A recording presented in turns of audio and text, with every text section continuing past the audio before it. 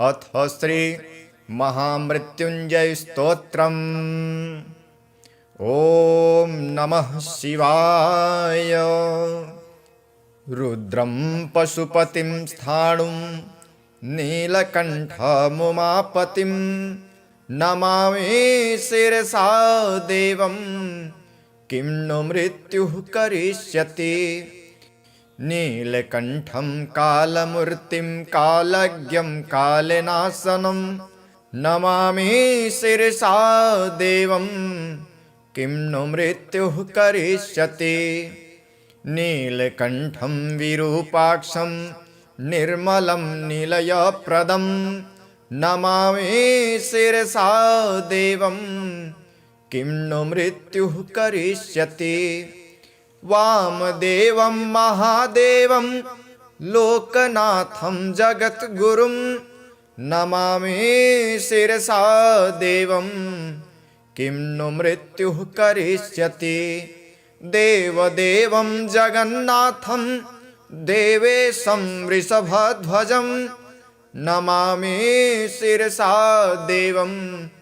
किं नु मृत्युः करिष्यति। गंगाधरं महादेवं सर्वाभरणभूषितं नमामि शिरसा देवं। किं नु मृत्युः करिष्यति। त्रक्षं चतुर्भुजं शान्तं जटामुकुटधारिणं नमामि शिरसा देवं। किं नु मृत्युः करिष्यति। भस्मोद्धूलित सर्वांगं नागाभरणभूषितं नमामि शिरसा देवं। किं नु मृत्युः करिष्यति।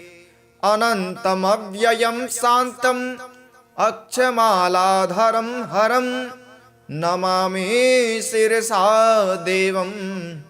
किं नु मृत्युः करिष्यति। आनन्दं परमं नित्यं कैवल्यपददायिनं नमामि शिरसा देवं। किं नु मृत्युः करिष्यति। अर्धनारीश्वरं देवं पार्वती प्राणनायकं नमामि शिरसा देवं। किं नु मृत्युः करिष्यति। प्रलयस्थितिकर्तार आदिकर्तारमीश्वरं नमामि शिरसा देवं। किं नु मृत्युः करिष्यति। व्योमकेशं विरूपाक्षं चन्द्रार्धकृतशेखरं नमामि शिरसा देवं। किं नु मृत्युः करिष्यति। गंगाधरं शशिधरं शङ्करं शूलपाणिनं नमामि शिरसा देवं। किं नु मृत्युः करिष्यति। अनाथः परमानन्दं कैवल्यः पदगामिनं नमामि शिरसा देवं। किं नु मृत्युः करिष्यति। स्वर्गापवर्गदातारं सृष्टिस्थित्यन्तकारणं नमामि शिरसा देवं। किं नु मृत्युः करिष्यति। कल्पायुर्देहि मे पुण्यं यावदायुगरोगतां नमामि शिरसा देवं। किं नु मृत्युः करिष्यति। शिवेशानां महादेवं वामदेवं सदाशिवं नमामि शिरसा देवं। किं नु मृत्युः करिष्यति। उत्पत्तिस्थितिसंहार कर्तारमीश्वरं गुरुं नमामि शिरसा देवं। किं नु मृत्युः करिष्यति। मार्कण्डेयकृतं स्तोत्रं यः पठेत् शिवसन्निधौ तस्य मृत्युभयं नास्ति नाग्निचोरभयं क्वचित्। शतावर्तं प्रकर्तव्यं संकटे कष्टनाशनं शुचिर्भूत्वा पठेत् स्तोत्रं सर्वसिद्धिप्रदायकम्। मृत्युञ्जय महादेव त्राहि मां शरणागतं जन्म मृत्यु जरा रोगैः पीडितं कर्मबन्धने तावकसद्गतः प्राण स्वच्चित्तोऽहं सदा मृड इति विज्ञाप्य देवेशं त्र्यम्बकाख्यामनं जपे नमः शिवाय साम्बाय हरये परमात्मने प्रणतक्लेशनाशाय योगिनां पतये नमः। श्रीगणेशाय नमः। अथ श्री कुलदेवी स्तोत्रम्। नमस्ते श्री कुलदेवी कुलाराध्या कुलेश्वरी कुलसंरक्षणी माता कौलिक ज्ञान प्रकाशिनी वन्दे श्रीकुलपूज्या त्वं कुलाम्बा कुलरक्षिणी वेदमाता जगन्माता लोकमाता हितैषिणी आदिशक्ति समुद्भूता त्वया हि कुलस्वामिनी विश्ववन्द्या महाघोरां त्राहि मां शरणागतः त्रैलोक्यहृदयं शोभे देवी त्वं परमेश्वरी भक्तानुग्रहकारिणी कुलदेवी नमोऽस्तुते महादेव प्रियं करे बालानां हितकारिणी कुलवृद्धिकरी माता त्राहि मां शरणागतं चिदग्निमण्डलसम्भूता राज्यवैभवकारिणी प्रकटितां सुरेशानि वन्दे त्वां कुलगौरवां त्वदीये कुले जातः त्वामेव शरणं गतः त्वत्वत्सलोऽहम् आद्ये त्वं रक्ष रक्षाधुना पुत्रं देहि धनं देहि साम्राज्यं प्रदेहि मे सर्वदास्माकं कुले भूयात् मङ्गलानुशासनं कुलाष्टकमिदं पुण्यं नित्यं यः सुकृति पठेत् तस्य वृद्धि कुले जातः प्रसन्ना कुलेश्वरी कुलदेवी स्तोत्रमिदं सुपुण्यं ललितं तथा अर्पयामि भवद्भक्त्या त्राहि मां शिवगेहिनी। अथ श्री कुलदेवी रक्षास्तोत्रम्। ॐ नमः कुलदेव्यै नमः शक्तिरूपिण्यै सर्वसिद्धिप्रदायिन्यै रक्ष मां सङ्कटात् सदा कुलाचलनिवासिनी त्वं सर्वमङ्गलकारिणी दुष्टभूतविनाशिनी पालय मां दयानिधे अग्निजलवारुणानि च मारुतादिकसङ्कटानि त्वं भक्तं नाशयाम्याशु इत्युक्तां मां रक्षस्वदा शत्रुरोगभयादुःखात् कुलनाशविनाशनात् त्वम् एके हि देवी शक्तिः पालय मां निरन्तरं चिन्मात्रे परमाशक्तिः कुलदीप्तिः कुलप्रभा नमामि त्वां नमो नमः भवसागरतारिणीं मां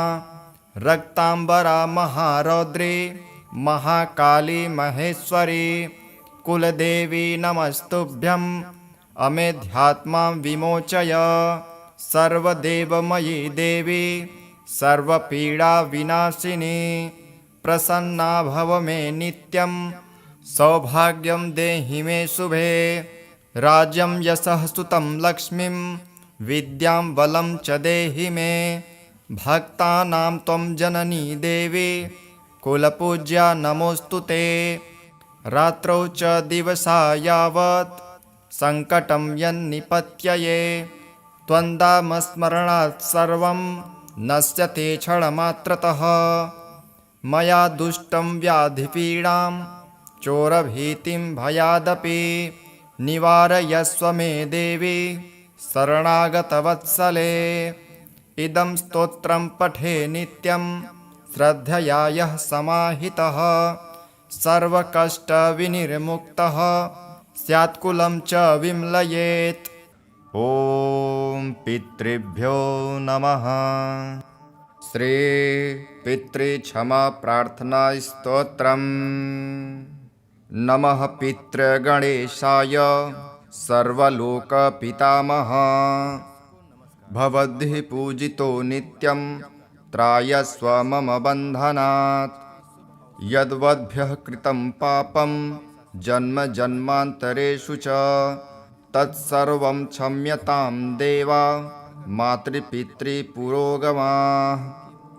श्राद्धव्रततपो होम दानभोगविवर्जिताः सन्तु मे पितरः सर्वे मोदन्ता च स्वकाङ्गृहे। पितृलोकगताः सर्वे मातामह पुरोगमः आगत्य गृहमेधीयं कृपां कुर्वन्तु नित्यशः। यद् अन्नं यद्घृतं दत्तं यत्तर्पणमिहाच्युत तत्तेन पितरः सर्वे तृप्तिमायान्तु नित्यदा। अन्यथा यन्मया कार्य विस्मृतं तदनुग्रहात् त्वत्प्रसादेन मे पित्रे क्षन्तव्या ह्यपराधिनः। पितरः सर्वदेवेशा कुलानां रक्षणाय च प्रसीदन्तु सदा भक्त्या स्मृतानां च महर्षयः। पितृभ्यो नमः सर्वेभ्यो मातृभ्यो गुरुपूजिते क्षमा दत्त्वा च सर्वेषां सुखं दत्तं मयि प्रभो। कृपया पितरः सर्वे दोषान् मुक्त्वा यथार्हणम् आशीर्वदन्तु नित्यं मे मोक्षलाभाय भूयसा। बोलिए ओम पितृभ्यो नमः। पितृकुल रक्षा स्तोत्र। नमः सर्वपितृभ्यश्च पितृभ्यः परमेष्ठिनः। कुलस्य रक्षणार्थाय स्मरामि हृदि निश्चितं। येषां कृपाबलात् धर्मः सत्यं श्रद्धा च वर्धते ते पितरः प्रसीदन्तु रक्षां ददातु मे सदा। स्वधाकार प्रियां नित्यं स्वधा भोजी महायस ते पितरः कृपालुश्च गृहं मे सुखमावहत्। कुलदेवतया सार्धं पितरः सर्वदा स्थिताः कुलस्य मङ्गलं कुर्युः सङ्कटं नाशयन्तु ते। ऋणत्रयविमोक्षाय पितृभ्यः प्रणतोऽस्म्यहं तेषां कृपाबलात् सर्व दुःखः दुःस्वप्ननाशनं। सदा कुलहितार्थाय पितरः पार्श्वमेव नः। आयुः श्रीं च धनं धान्यं प्रजां च ददतां सुखं। यत्कृतं पापकर्माणि यच्चापराधनं कृतं पितरः क्षन्तुमर्हन्तु प्रसन्ना सर्वदा सदा। तृप्तिं लभन्तु पितरः श्रद्धा भक्तिर्पितेन च। यज्ञदानतपोवृत्त्या रक्षां कुर्वन्तु मे सदा। सर्वपितॄनमस्कृत्य नमोऽस्तु कुलरक्षिणे तेषां प्रसादमात्रेण सर्वसम्पद् कुले। अथ श्री महामृत्युञ्जय स्तोत्रम्। ॐ नमः शिवाय। रुद्रं पशुपतिं स्थाणुं नीलकण्ठमुमापतिं नमामि शिरसा देवं किं नु मृत्युः करिष्यति। नीलकण्ठं कालमूर्तिं कालज्ञं कालनाशनं नमामि शिरसा देवं किं नु मृत्युः करिष्यति। नीलकण्ठं विरूपाक्षं निर्मलं निलयप्रदं नमामि शिरसा देवं किं नु मृत्युः करिष्यति। वामदेवं महादेवं लोकनाथं जगद्गुरुं नमामि शिरसा देवं किं नु मृत्युः करिष्यति। देवदेवं जगन्नाथं देवेशं वृषभध्वजं नमामि शिरसा देवं किं नु मृत्युः करिष्यति। गंगाधरं महादेवं सर्वाभरणभूषितं नमामि शिरसा देवं किं नु मृत्युः करिष्यति। त्रक्षं चतुर्भुजं शान्तं जटामुकुटधारिणं नमामि शिरसा देवं किं नु मृत्युः करिष्यति। भस्मोद्धूलित सर्वांगं नागाभरणभूषितं नमामि शिरसा देवं किं नु मृत्युः करिष्यति।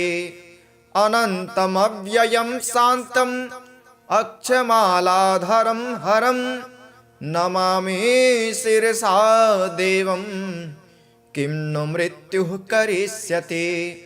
आनन्दं परमं नित्यं कैवल्यपददायिनं नमामि शिरसा देवं किं नु मृत्युः करिष्यति। अर्धनारीश्वरं देवं पार्वती प्राणनायकं नमामि शिरसा देवं किं नु मृत्युः करिष्यति।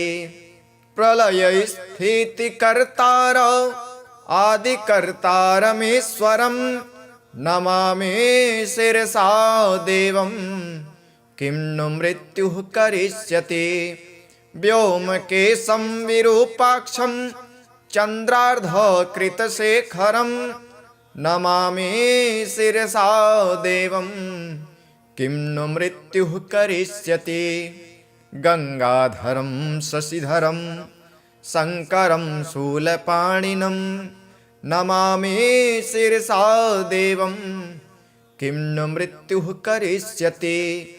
अनाथः परमानन्दं कैवल्यः पदगामिनं नमामि शिरसा देवं किं नु मृत्युः करिष्यति। स्वर्गापवर्गदातारं सृष्टिस्थित्यन्तकारणं नमामि शिरसा देवं किं नु मृत्युः करिष्यति। कल्पायुर्देहि मे पुण्यं यावदायुगरोगतां नमामि शिरसा देवं किं नु मृत्युः करिष्यति।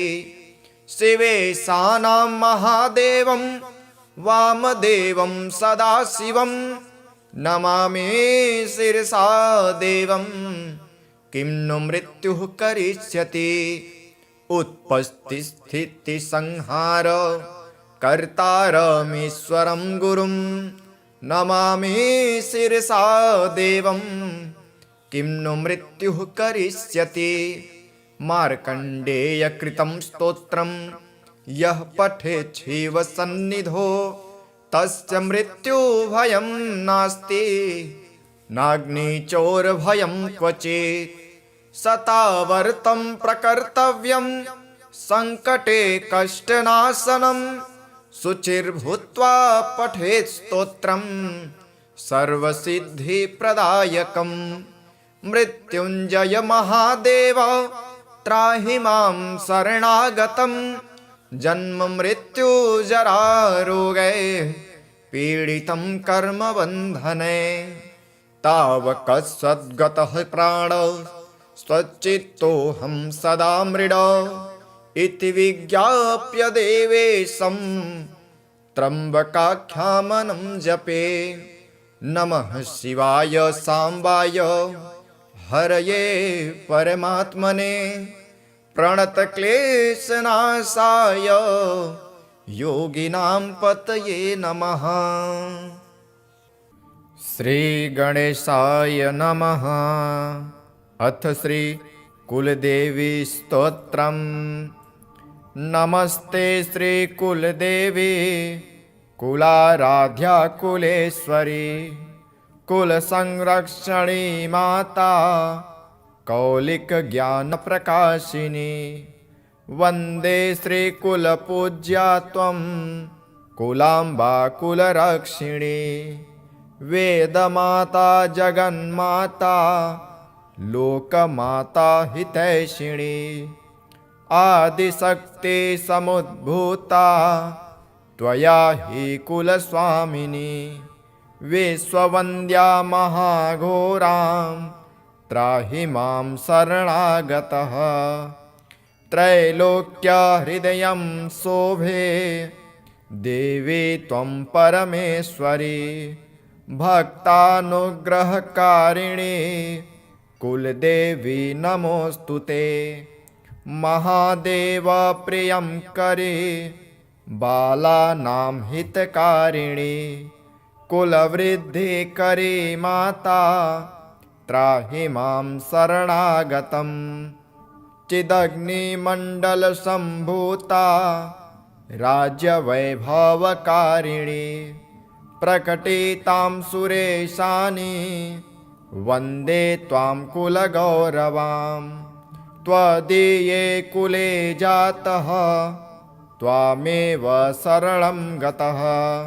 त्वत्वत्सलोऽहम् आद्ये त्वं रक्ष रक्षाधुना। पुत्रं देहि धनं देहि साम्राज्यं प्रदेहि मे। सर्वदास्माकं कुले भूयात् मङ्गलानुशासनम्। कुलाष्टकमिदं पुण्यं नित्यं यः सुकृति पठेत् तस्य वृद्धि कुले जातः प्रसन्ना कुलेश्वरी। कुलदेवी स्तोत्रमिदं सुपुण्यं ललितं तथा। अर्पयामि भवद्भक्त्या त्राहि मां शिवगेहिनी। अथ श्री कुलदेवी रक्षास्तोत्रम्। ॐ नमः कुलदेव्यै नमः शक्तिरूपिण्यै सर्वसिद्धिप्रदायिन्यै। रक्ष मां सङ्कटात् सदा।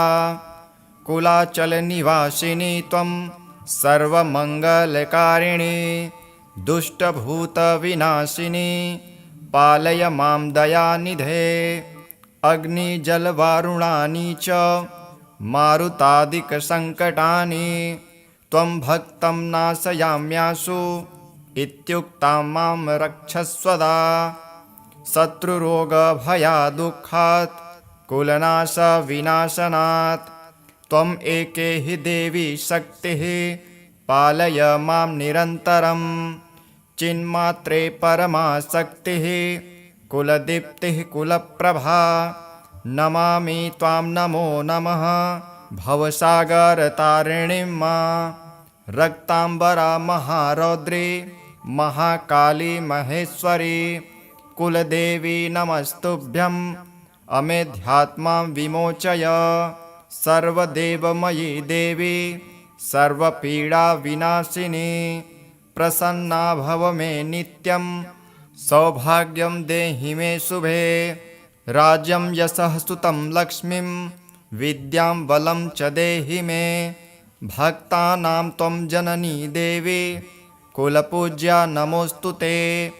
रात्रौ च दिवसा यावत् सङ्कटं यन्निपत्यये त्वन्दामस्मरणात् सर्वं नश्यते क्षणमात्रतः। मया दुष्टं व्याधिपीडां चोरभीतिं भयादपि निवारयस्व मे देवी शरणागतवत्सले। इदं स्तोत्रं पठे नित्यं श्रद्धया यः समाहितः सर्वकष्टविनिर्मुक्तः स्यात्कुलं च विम्लयेत्। ॐ पितृभ्यो नमः। श्री पितृक्षमा प्रार्थना स्तोत्रम्। नमः पितृगणेशाय सर्वलोकपितामह। भवद्भिः पूजितो नित्यं त्रायस्व मम बन्धनात्। यद्वद्भ्यः कृतं पापं जन्म जन्मान्तरेषु च तत्सर्वं क्षम्यतां देवा मातृपितृपुरोगमाः। श्राद्धव्रततपोहोम दानभोगविवर्जिताः सन्तु मे पितरः सर्वे मोदन्ता च स्वकाङ्गृहे। पितृलोकगताः सर्वे मातामह पुरोगमः आगत्य गृहमेधीयं कृपां कुर्वन्तु नित्यशः। यद् अन्नं यद्घृतं दत्तं यत्तर्पणमिहाच्युत तत्तेन पितरः सर्वे तृप्तिमायान्तु नित्यदा। अन्यथा यन्मया कार्य विस्मृतं तदनुग्रहात् त्वत्प्रसादेन मे पित्रे क्षन्तव्या ह्यपराधिनः। पितरः सर्वदेवेशा कुलानां रक्षणाय च प्रसीदन्तु सदा भक्त्या स्मृतानां च महर्षयः। पितृभ्यो नमः सर्वेभ्यो मातृभ्यो गुरुपूजिते क्षमा दत्त्वा च सर्वेषां सुखं दत्तं मयि प्रभो। कृपया पितरः सर्वे दोषान् मुक्त्वा यथार्हणम् आशीर्वदन्तु नित्यं मे मोक्षलाभाय भूयसा। बोलिए ओम पितृभ्यो नमः। पितृकुल रक्षा स्तोत्र। नमः सर्वपितृभ्यश्च पितृभ्यः परमेष्ठिनः कुलस्य रक्षणार्थाय स्मरामि हृदि निश्चितम्। येषां कृपाबलात् धर्मः सत्यं श्रद्धा च वर्धते ते पितरः प्रसीदन्तु रक्षां ददातु मे सदा। स्वधाकार प्रियां नित्यं स्वधा भोजी महायस ते पितरः कृपालुश्च गृहं मे सुखमावहत्। कुलदेवतया सार्धं पितरः सर्वदा स्थिताः कुलस्य मङ्गलं कुर्युः सङ्कटं नाशयन्तु ते। ऋणत्रयविमोक्षाय पितृभ्यः प्रणतोऽस्म्यहं तेषां कृपाबलात् सर्व दुःखः दुःस्वप्ननाशनं। सदा कुलहितार्थाय पितरः पार्श्वमेव नः आयुः श्रीं च धनं धान्यं प्रजां च ददतां सुखं। यत्कृतं पापकर्माणि यच्चापराधनं कृतं पितरः क्षन्तुमर्हन्तु प्रसन्ना सर्वदा सदा। तृप्तिं लभन्तु पितरः श्रद्धा भक्तिर्पितेन च यज्ञदानतपोवृत्त्या रक्षां कुर्वन्तु मे सदा। सर्वपितॄनमस्कृत्य नमोऽस्तु कुलरक्षिणे तेषां प्रसादमात्रेण सर्वसम्पद् कुले। अथ श्री महामृत्युञ्जय स्तोत्रम्। ॐ नमः शिवाय।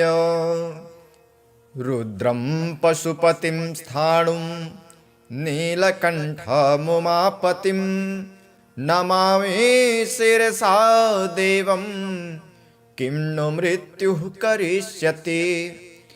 नीलकण्ठं कालमूर्तिं कालज्ञं कालनाशनं नमामि शिरसा देवं किं नु मृत्युः करिष्यति। नीलकण्ठं विरूपाक्षं निर्मलं निलयप्रदं नमामि शिरसा देवं किं नु मृत्युः करिष्यति। वामदेवं महादेवं लोकनाथं जगद्गुरुं नमामि शिरसा देवं किं नु मृत्युः करिष्यति। देवदेवं जगन्नाथं देवेशं वृषभध्वजं नमामि शिरसा देवं किं नु मृत्युः करिष्यति। गंगाधरं महादेवं सर्वाभरणभूषितं नमामि शिरसा देवं किं नु मृत्युः करिष्यति।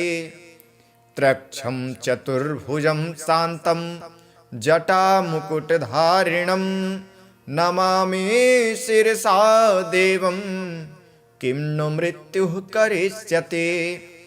भस्मोद्धूलित सर्वांगं नागाभरणभूषितं नमामि शिरसा देवं किं नु मृत्युः करिष्यति। अनन्तमव्ययं शान्तम् अक्षमालाधरं हरं नमामि शिरसा देवं किं नु मृत्युः करिष्यति। आनन्दं परमं नित्यं कैवल्यपददायिनं नमामि शिरसा देवं किं नु मृत्युः करिष्यति। अर्धनारीश्वरं देवं पार्वती प्राणनायकं नमामि शिरसा देवं किं नु मृत्युः करिष्यति। प्रलयस्फीतिकर्तार आदिकर्तारमीश्वरं नमामि शिरसा देवं किं नु मृत्युः करिष्यति। व्योमकेशं विरूपाक्षं चन्द्रार्धकृतशेखरं नमामि शिरसा देवं किं नु मृत्युः करिष्यति। गंगाधरं शशिधरं शङ्करं शूलपाणिनं नमामि शिरसा देवं किं नु मृत्युः करिष्यति। अनाथः परमानन्दं कैवल्यः पदगामिनं नमामि शिरसा देवं किं नु मृत्युः करिष्यति। स्वर्गापवर्गदातारं सृष्टिस्थित्यन्तकारणं नमामि शिरसा देवं किं नु मृत्युः करिष्यति। कल्पायुर्देहि मे पुण्यं यावदायुगरोगतां नमामि शिरसा देवं किं नु मृत्युः करिष्यति। शिवेशानां महादेवं वामदेवं सदाशिवं नमामि शिरसा देवं किं नु मृत्युः करिष्यति। उत्पत्तिस्थितिसंहार कर्तारमीश्वरं गुरुं नमामि शिरसा देवं किं नु मृत्युः करिष्यति।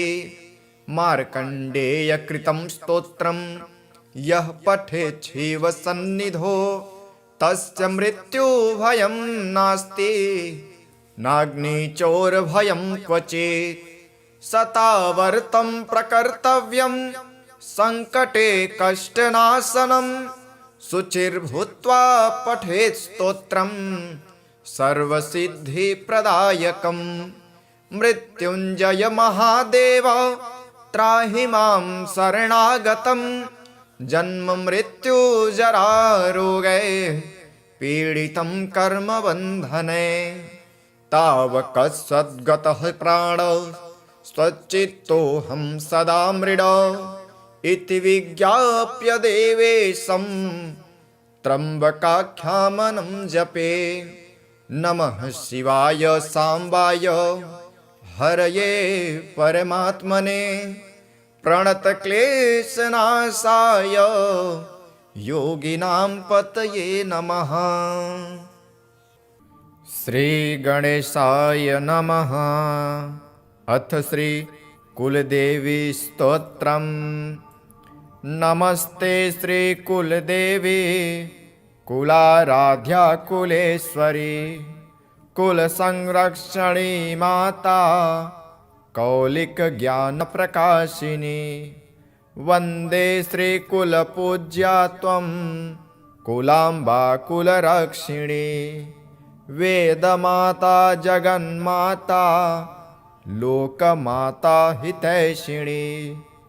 आदिशक्ति समुद्भूता त्वया हि कुलस्वामिनी। विश्ववन्द्या महाघोरां त्राहि मां शरणागतः। त्रैलोक्यहृदयं शोभे देवी त्वं परमेश्वरी। भक्तानुग्रहकारिणी कुलदेवी नमोऽस्तुते। महादेव प्रियं करे बालानां हितकारिणी। कुलवृद्धिकरी माता त्राहि मां शरणागतम्। चिदग्निमण्डलसम्भूता राज्यवैभवकारिणी। प्रकटितां सुरेशानि वन्दे त्वां कुलगौरवां। त्वदीये कुले जातः त्वामेव शरणं गतः। त्वत्वत्सलोऽहम् आद्ये त्वं रक्ष रक्षाधुना। पुत्रं देहि धनं देहि साम्राज्यं प्रदेहि मे। सर्वदास्माकं कुले भूयात् मङ्गलानुशासनम्। कुलाष्टकमिदं पुण्यं नित्यं यः सुकृति पठेत् तस्य वृद्धि कुले जातः प्रसन्ना कुलेश्वरी। कुलदेवी स्तोत्रमिदं सुपुण्यं ललितं तथा। अर्पयामि भवद्भक्त्या त्राहि मां शिवगेहिनी। अथ श्री कुलदेवी रक्षास्तोत्रम्। ॐ नमः कुलदेव्यै नमः शक्तिरूपिण्यै सर्वसिद्धिप्रदायिन्यै। रक्ष मां सङ्कटात् सदा। कुलाचलनिवासिनी त्वं सर्वमङ्गलकारिणी। दुष्टभूतविनाशिनी पालय मां दयानिधे। अग्निजलवारुणानि च मारुतादिकसङ्कटानि त्वं भक्तं नाशयाम्याशु इत्युक्तां मां रक्षस्वदा। शत्रुरोगभयादुःखात् कुलनाशविनाशनात् त्वम् एके हि देवी शक्तिः पालय मां निरन्तरम्। चिन्मात्रे परमाशक्तिः कुलदीप्तिः कुलप्रभा। नमामि त्वां नमो नमः भवसागरतारिणीं मां। रक्ताम्बरा महारौद्री महाकाली महेश्वरी। कुलदेवी नमस्तुभ्यं अमेध्यात्मां विमोचय। सर्वदेवमयी देवी सर्वपीडाविनाशिनी। प्रसन्ना भव मे नित्यं सौभाग्यं देहि मे शुभे। राज्यं यशः सुतं लक्ष्मीं विद्यां बलं च देहि मे। भक्तानां त्वं जननी देवी कुलपूज्या नमोऽस्तुते। रात्रौ च दिवसा यावत् सङ्कटं यन्निपत्यये त्वन्दामस्मरणात् सर्वं नश्यते क्षणमात्रतः। मया दुष्टं व्याधिपीडां चोरभीतिं भयादपि निवारयस्व मे देवी शरणागतवत्सले। इदं स्तोत्रं पठे नित्यं श्रद्धया यः समाहितः सर्वकष्टविनिर्मुक्तः स्यात्कुलं च विम्लयेत्। ॐ पितृभ्यो नमः। श्री पितृक्षमा प्रार्थना स्तोत्रम्। नमः पितृगणेशाय सर्वलोकपितामहः भवद्भिः पूजितो नित्यं त्रायस्व मम बन्धनात् यद्वद्भ्यः कृतं पापं जन्म जन्मान्तरेषु च तत्सर्वं क्षम्यतां देवा मातृपितृपुरोगमाः श्राद्धव्रततपो होम दानभोगविवर्जिताः सन्तु मे पितरः सर्वे मोदन्ता च स्वकाङ्गृहे पितृलोकगतः सर्वे मातामह पुरोगमः आगत्य गृहमेधीयं कृपां कुर्वन्तु नित्यशः यद् अन्नं यद्घृतं दत्तं यत्तर्पणमिहाच्युत तत्तेन पितरः सर्वे तृप्तिमायान्तु नित्यदा अन्यथा यन्मया कार्य विस्मृतं तदनुग्रहात् त्वत्प्रसादेन मे पित्रे क्षन्तव्या ह्यपराधिनः पितरः सर्वदेवेशा कुलानां रक्षणाय च प्रसीदन्तु सदा भक्त्या स्मृतानां च महर्षयः पितृभ्यो नमः सर्वेभ्यो मातृभ्यो गुरुपूजिते क्षमा दत्त्वा च सर्वेषां सुखं दत्तं मयि प्रभो कृपया पितरः सर्वे दोषान् मुक्त्वा यथार्हणम् आशीर्वदन्तु नित्यं मे मोक्षलाभाय भूयसा। बोलिए ओम पितृभ्यो नमः। पितृकुल रक्षा स्तोत्र।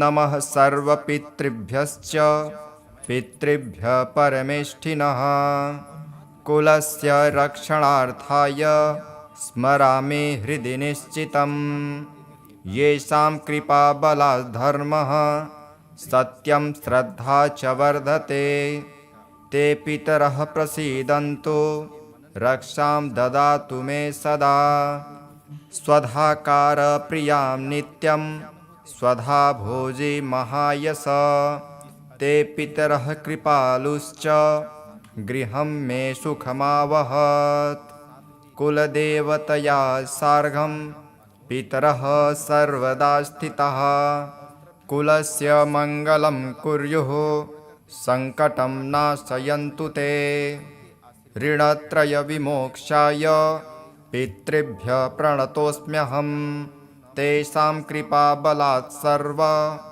दुःखः दुःस्वप्ननाशनं सदा कुलहितार्थाय पितरः पार्श्वमेव नः आयुः श्रीं च धनं धान्यं प्रजां च ददतां सुखं यत्कृतं पापकर्माणि यच्चापराधनं कृतं पितरः क्षन्तुमर्हन्तु प्रसन्ना सर्वदा सदा तृप्तिं लभन्तु पितरः श्रद्धा भक्तिर्पितेन च यज्ञदानतपोवृत्त्या रक्षां कुर्वन्तु मे सदा सर्वपितॄनमस्कृत्य नमोऽस्तु कुलरक्षिणे तेषां प्रसादमात्रेण सर्वसम्पद् कुले। अथ श्री महामृत्युञ्जय स्तोत्रम्। ॐ नमः शिवाय। रुद्रं पशुपतिं स्थाणुं नीलकण्ठमुमापतिं नमामि शिरसा देवं किं नु मृत्युः करिष्यति नीलकण्ठं कालमूर्तिं कालज्ञं कालनाशनं नमामि शिरसा देवं किं नु मृत्युः करिष्यति नीलकण्ठं विरूपाक्षं निर्मलं निलयप्रदं नमामि शिरसा देवं किं नु मृत्युः करिष्यति वामदेवं महादेवं लोकनाथं जगद्गुरुं नमामि शिरसा देवं किं नु मृत्युः करिष्यति। देवदेवं जगन्नाथं देवेशं वृषभध्वजं नमामि शिरसा देवं किं नु मृत्युः करिष्यति। गंगाधरं महादेवं सर्वाभरणभूषितं नमामि शिरसा देवं किं नु मृत्युः करिष्यति।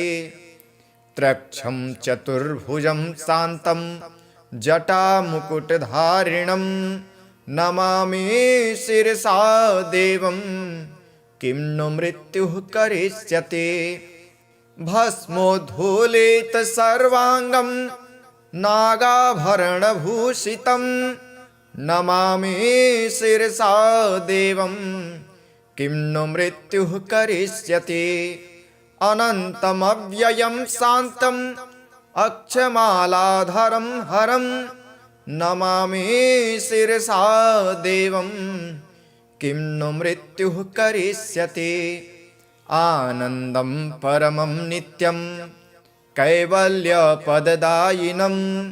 नमामि शिरसा देवं किं नु मृत्युः करिष्यति। अर्धनारीश्वरं देवं पार्वती प्राणनायकं नमामि शिरसा देवं किं नु मृत्युः करिष्यति। प्रलयस्थितिकर्तार आदिकर्तारमीश्वरं नमामि शिरसा देवं किं नु मृत्युः करिष्यति। व्योमकेशं विरूपाक्षं चन्द्रार्धकृतशेखरं नमामि शिरसा देवं किं नु मृत्युः करिष्यति। गंगाधरं शशिधरं शङ्करं शूलपाणिनं नमामि शिरसा देवं किं नु मृत्युः करिष्यति। अनाथः परमानन्दं कैवल्यः पदगामिनं नमामि शिरसा देवं किं नु मृत्युः करिष्यति। स्वर्गापवर्गदातारं सृष्टिस्थित्यन्तकारणं नमामि शिरसा देवं किं नु मृत्युः करिष्यति। कल्पायुर्देहि मे पुण्यं यावदायुगरोगतां नमामि शिरसा देवं किं नु मृत्युः करिष्यति। शिवेशानां महादेवं वामदेवं सदाशिवं नमामि शिरसा देवं किं नु मृत्युः करिष्यति। उत्पत्तिस्थितिसंहार कर्तारमीश्वरं गुरुं नमामि शिरसा देवं किं नु मृत्युः करिष्यति। मार्कण्डेयकृतं स्तोत्रं यः पठेत् शिवसन्निधौ तस्य मृत्युभयं नास्ति नाग्निचोरभयं क्वचित्। शतावर्तं प्रकर्तव्यं संकटे कष्टनाशनं शुचिर्भूत्वा पठेत् स्तोत्रं सर्वसिद्धिप्रदायकं। मृत्युञ्जय महादेव त्राहि मां शरणागतं जन्म मृत्यु जरा रोगे पीडितं कर्मबन्धने। तावकसद्गतः प्राण स्वच्चित्तोऽहं सदा मृड इति विज्ञाप्य देवेशं त्र्यम्बकाख्यामनं जपे। नमः शिवाय साम्बाय हरये परमात्मने प्रणतक्लेशनाशाय योगिनां पतये नमः।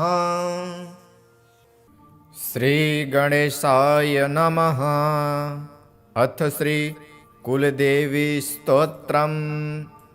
नमस्ते श्री कुलदेवी कुलाराध्या कुलेश्वरी कुलसंरक्षणी माता कौलिकज्ञानप्रकाशिनी वन्दे श्रीकुलपूज्या त्वं कुलाम्बा कुलरक्षिणी वेदमाता जगन्माता लोकमाता हितैषिणी आदिशक्ति समुद्भूता त्वया हि कुलस्वामिनी विश्ववन्द्या महाघोरां त्राहि मां शरणागतः त्रैलोक्यहृदयं शोभे देवी त्वं परमेश्वरी भक्तानुग्रहकारिणी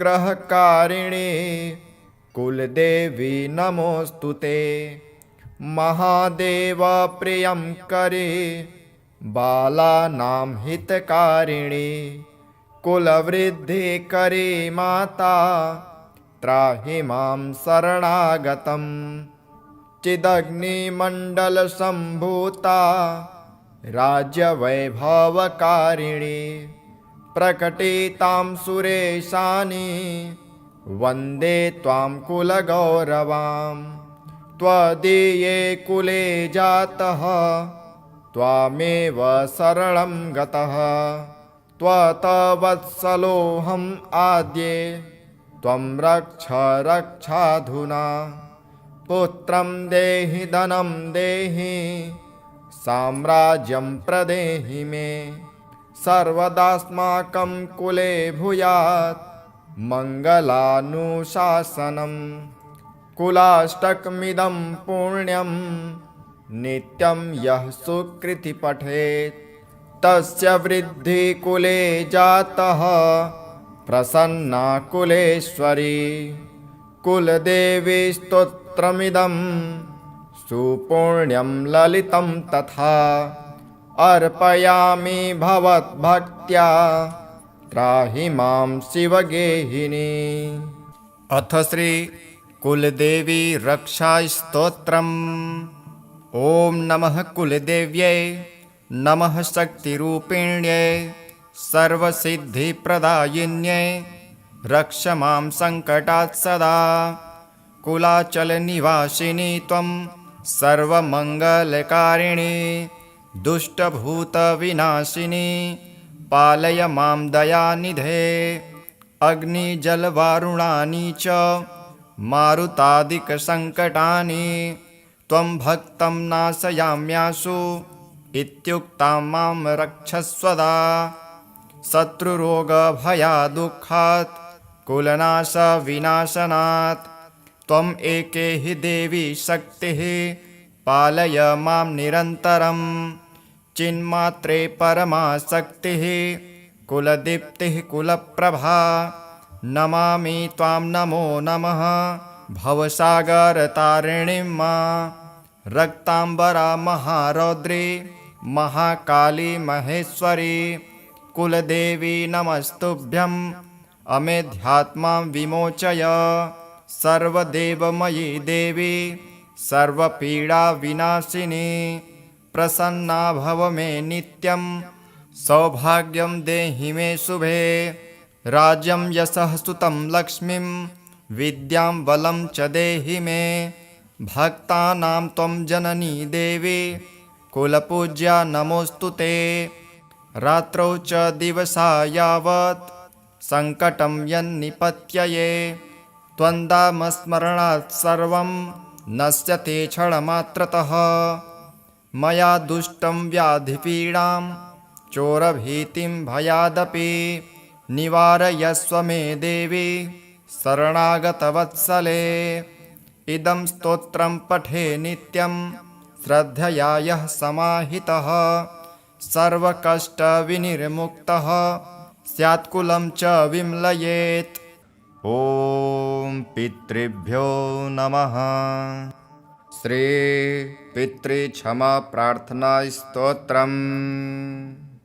नमः पितृगणेशाय सर्वलोकपितामह भवद्भिः पूजितो नित्यं त्रायस्व मम बन्धनात् यद्वद्भ्यः कृतं पापं जन्म जन्मान्तरेषु च तत्सर्वं क्षम्यतां देवा मातृपितृपुरोगमाः श्राद्धव्रततपोहोम दानभोगविवर्जिताः सन्तु मे पितरः सर्वे मोदन्ता च स्वकाङ्गृहे पितृलोकगतः सर्वे मातामह पुरोगमः आगत्य गृहमेधीयं कृपां कुर्वन्तु नित्यशः यद् अन्नं यद्घृतं दत्तं यत्तर्पणमिहाच्युत तत्तेन पितरः सर्वे तृप्तिमायान्तु नित्यदा अन्यथा यन्मया कार्य विस्मृतं तदनुग्रहात् त्वत्प्रसादेन मे पित्रे क्षन्तव्या ह्यपराधिनः पितरः सर्वदेवेशा कुलानां रक्षणाय च प्रसीदन्तु सदा भक्त्या स्मृतानां च महर्षयः पितृभ्यो नमः सर्वेभ्यो मातृभ्यो गुरुपूजिते क्षमा दत्त्वा च सर्वेषां सुखं दत्तं मयि प्रभो कृपया पितरः सर्वे दोषान् मुक्त्वा यथार्हणम् आशीर्वदन्तु नित्यं मे मोक्षलाभाय भूयसा। बोलिए ओम पितृभ्यो नमः। पितृकुल रक्षा स्तोत्र। नमः सर्वपितृभ्यश्च पितृभ्यः परमेष्ठिनः कुलस्य रक्षणार्थाय स्मरामि हृदि निश्चितम् येषां कृपाबलात् धर्मः सत्यं श्रद्धा च वर्धते ते पितरः प्रसीदन्तु रक्षां ददातु मे सदा स्वधाकार प्रियां नित्यं स्वधा भोजे महायश ते पितरः कृपालुश्च गृहं मे सुखमावहत् कुलदेवतया सार्धं पितरः सर्वदा स्थिताः कुलस्य मङ्गलं कुर्युः सङ्कटं नाशयन्तु ते ऋणत्रयविमोक्षाय पितृभ्यः प्रणतोऽस्म्यहं तेषां कृपाबलात् सर्व दुःखः दुःस्वप्ननाशनं सदा कुलहितार्थाय पितरः पार्श्वमेव नः आयुः श्रीं च धनं धान्यं प्रजां च ददतां सुखं यत्कृतं पापकर्माणि यच्चापराधनं कृतं पितरः क्षन्तुमर्हन्तु प्रसन्ना सर्वदा सदा तृप्तिं लभन्तु पितरः श्रद्धा भक्तिर्पितेन च यज्ञदानतपोवृत्त्या रक्षां कुर्वन्तु मे सदा सर्वपितॄनमस्कृत्य नमोऽस्तु कुलरक्षिणे तेषां प्रसादमात्रेण सर्वसम्पद् कुले। अथ श्री महामृत्युञ्जय स्तोत्रम्। ॐ नमः शिवाय। रुद्रं पशुपतिं स्थाणुं नीलकण्ठमुमापतिं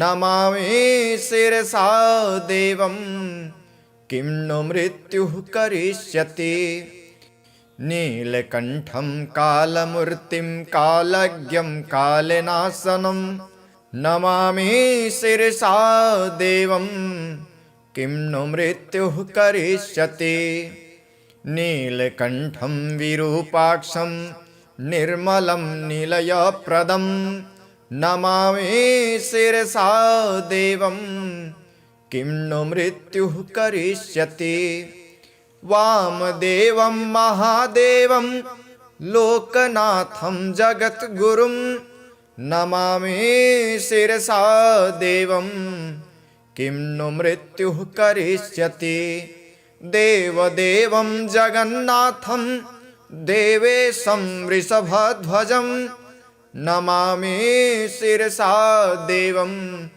किं नु मृत्युः करिष्यति गंगाधरं महादेवं सर्वाभरणभूषितं नमामि शिरसा देवं किं नु मृत्युः करिष्यति।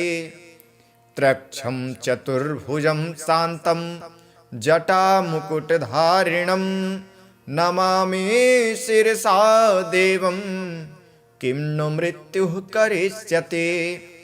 भस्मोद्धूलित सर्वांगं नागाभरणभूषितं नमामि शिरसा देवं किं नु मृत्युः करिष्यति।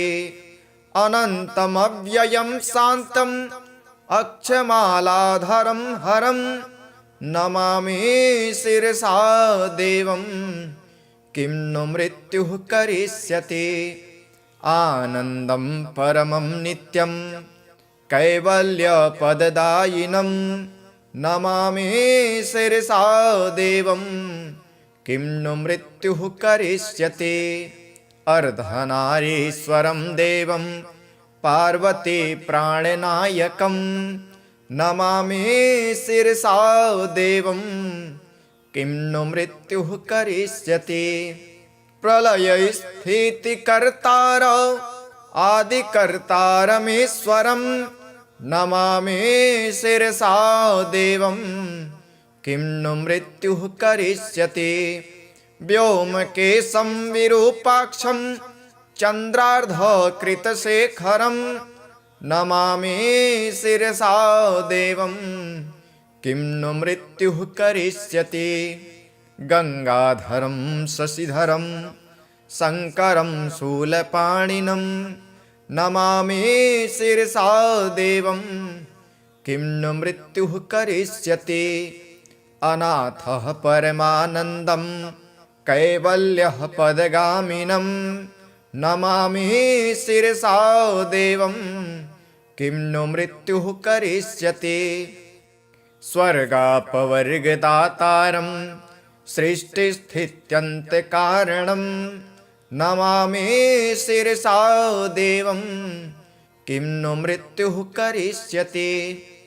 कल्पायुर्देहि मे पुण्यं यावदायुगरोगतां नमामि शिरसा देवं किं नु मृत्युः करिष्यति। शिवेशानां महादेवं वामदेवं सदाशिवं नमामि शिरसा देवं किं नु मृत्युः करिष्यति।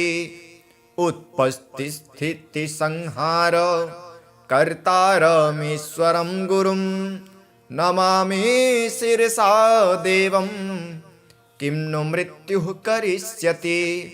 मार्कण्डेयकृतं स्तोत्रं यः पठेत् शिवसन्निधौ तस्य मृत्युभयं नास्ति नाग्निचोरभयं क्वचित्। शतावर्तं प्रकर्तव्यं संकटे कष्टनाशनं शुचिर्भूत्वा पठेत् स्तोत्रं सर्वसिद्धिप्रदायकं।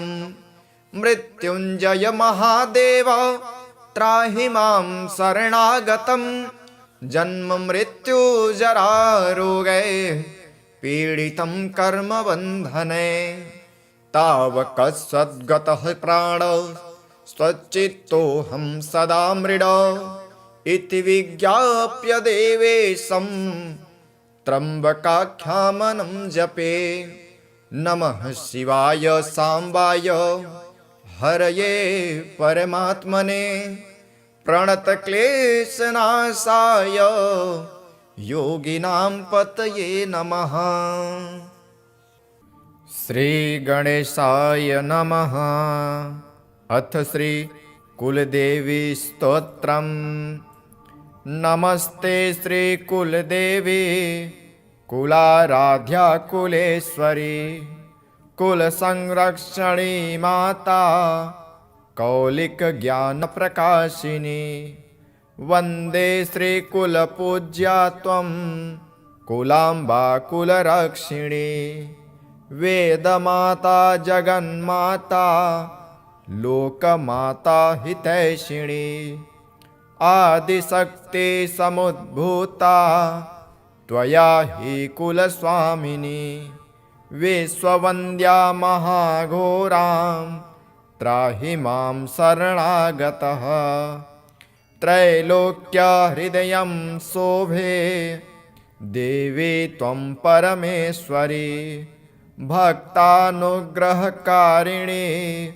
कुलदेवी नमोऽस्तु ते महादेव प्रियं करे बालानां हितकारिणी कुलवृद्धि करे माता त्राहि मां शरणागतं चिदग्निमण्डलसम्भूता राज्यवैभवकारिणी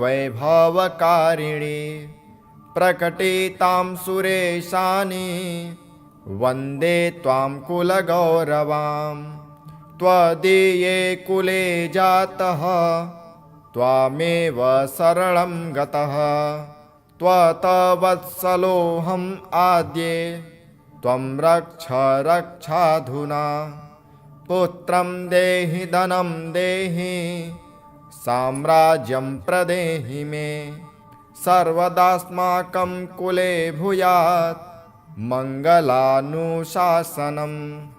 कुलाष्टकमिदं पुण्यं नित्यं यः सुकृति पठेत् तस्य वृद्धि कुले जातः प्रसन्ना कुलेश्वरी कुलदेवी स्तोत्रमिदं सुपुण्यं ललितं तथा अर्पयामि भवद्भक्त्या त्राहि मां शिवगेहिनी। अथ श्री कुलदेवी रक्षास्तोत्रम्।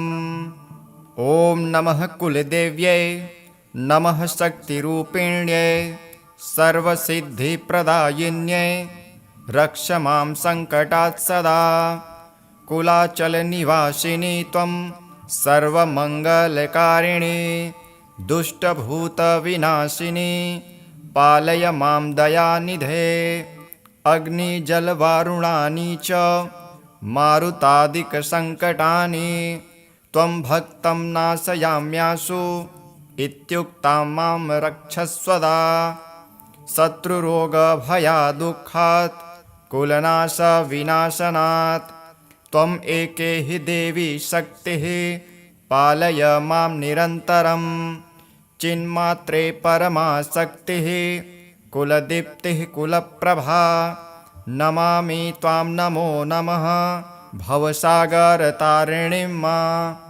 रक्ताम्बरा महारौद्री महाकाली महेश्वरी कुलदेवी नमस्तुभ्यं अमेध्यात्मां विमोचय सर्वदेवमयी देवी सर्वपीडाविनाशिनी प्रसन्ना भव मे नित्यं सौभाग्यं देहि मे शुभे राज्यं यशः सुतं लक्ष्मीं विद्यां बलं च देहि मे भक्तानां त्वं जननी देवी कुलपूज्या नमोऽस्तु ते रात्रौ च दिवसा यावत् सङ्कटं यन्निपत्यये त्वन्दामस्मरणात् सर्वं नश्यते क्षणमात्रतः मया दुष्टं व्याधिपीडां चोरभीतिं भयादपि निवारयस्व मे देवी शरणागतवत्सले इदं स्तोत्रं पठे नित्यं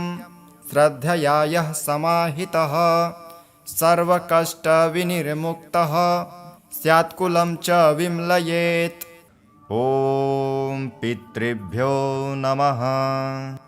श्री पितृक्षमा प्रार्थना स्तोत्रम्। नमः पितृगणेशाय सर्वलोकपितामह भवद्भिः पूजितो नित्यं त्रायस्व मम बन्धनात् यद्वद्भ्यः कृतं पापं जन्म जन्मान्तरेषु च तत्सर्वं क्षम्यतां देवा मातृपितृपुरोगमाः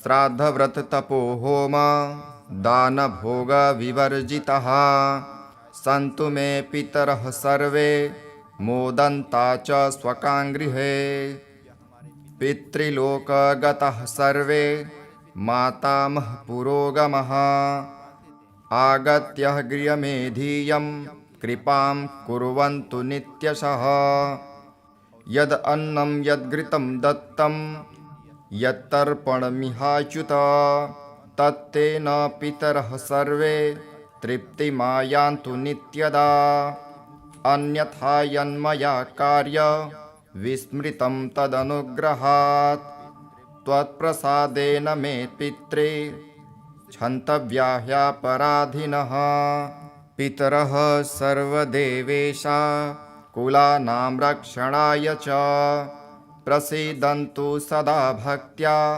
स्मृतानां च महर्षयः पितृभ्यो नमः सर्वेभ्यो मातृभ्यो गुरुपूजिते क्षमा दत्त्वा च सर्वेषां सुखं दत्तं मयि प्रभो कृपया पितरः सर्वे दोषान् मुक्त्वा यथार्हणम् आशीर्वदन्तु नित्यं मे मोक्षलाभाय भूयसा। बोलिए ओम पितृभ्यो नमः। पितृकुल रक्षा स्तोत्र। नमः सर्वपितृभ्यश्च पितृभ्यः परमेष्ठिनः कुलस्य रक्षणार्थाय स्मरामि हृदि निश्चितम् येषां कृपाबलात् धर्मः सत्यं श्रद्धा च वर्धते ते पितरः प्रसीदन्तु रक्षां ददातु मे सदा स्वधाकार प्रियां नित्यं स्वधा भोजी महायस ते पितरः कृपालुश्च गृहं मे सुखमावहत् कुलदेवतया सार्धं पितरः सर्वदा स्थितः कुलस्य मङ्गलं कुर्युः सङ्कटं नाशयन्तु ते ऋणत्रयविमोक्षाय पितृभ्यः प्रणतोऽस्म्यहं तेषां कृपाबलात् सर्व दुःखः दुःस्वप्ननाशनं सदा कुलहितार्थाय पितरः पार्श्वमेव नः आयुः श्रीं च धनं धान्यं प्रजां च ददतां सुखं यत्कृतं पापकर्माणि यच्चापराधनं कृतं पितरः क्षन्तुमर्हन्तु प्रसन्ना सर्वदा सदा तृप्तिं लभन्तु पितरः श्रद्धा भक्तिर्पितेन च यज्ञदानतपोवृत्त्या रक्षां कुर्वन्तु मे सदा सर्वपितॄनमस्कृत्य नमोऽस्तु कुलरक्षिणे तेषां प्रसादमात्रेण सर्वसम्पद् भवेत् कुले।